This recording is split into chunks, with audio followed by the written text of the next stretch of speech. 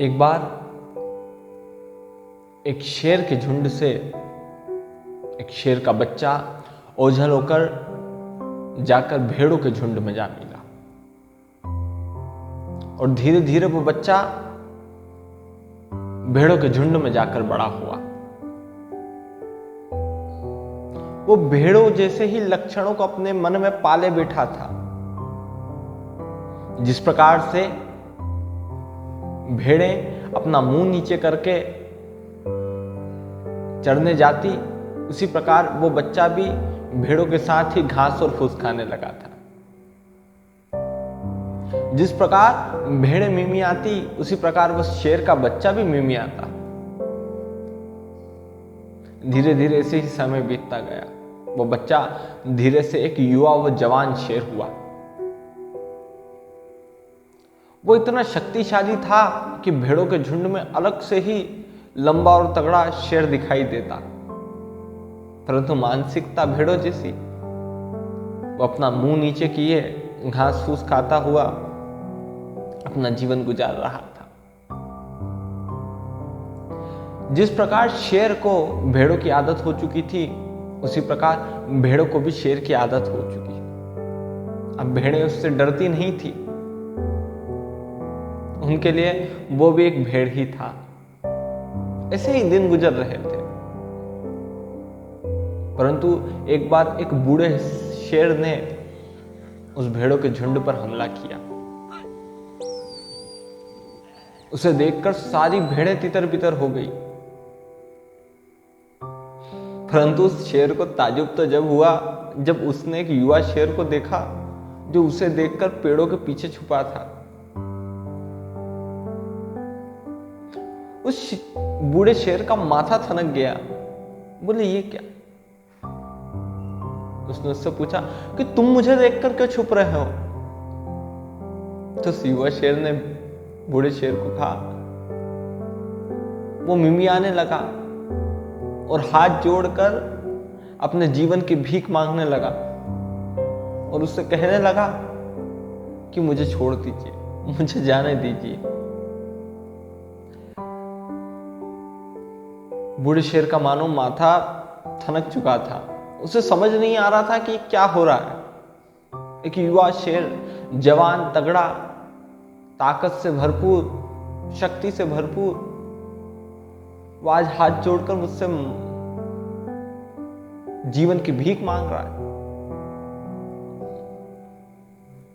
बूढ़े शेर को कहीं ना कहीं कहानी समझ में आने लगी थी कि हो ना हो ये इसकी संगत का असर है। ये जिन लोगों के साथ उठता बैठता है, जिन लोगों के साथ रहता है, उसी का असर है। ये इसके संस्कारों का असर है। फिर क्या था? वो बूढ़ा शेर उस युवा शेर को पकड़कर तालाब किनारे ले गया और उसने कहा कि बेवकूफ, तेरे इस प्रतिबिंब को देख,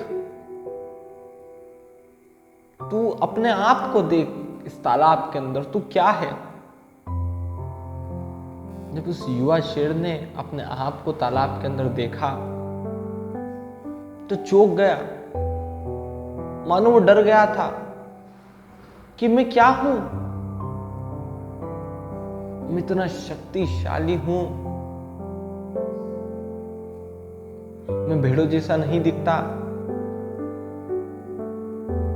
मैं तो खुद शेर हूं। युवा शेर के जैसे ही उसने प्रतिबिंब को देखा, वो तंग कर खड़ा हुआ और अपनी पूरी शक्ति और अपनी पूरी शौर्यता के साथ दहाड़ा।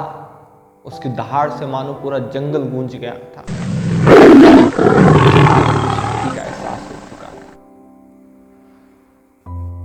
कि वो अपना सिर नीचे किए किसी झुंड में रहने लायक नहीं, बल्कि अपनी ताकत और अपनी शक्ति का परचम लहराकर पूरे जंगल का राजा कहलाने लायक था।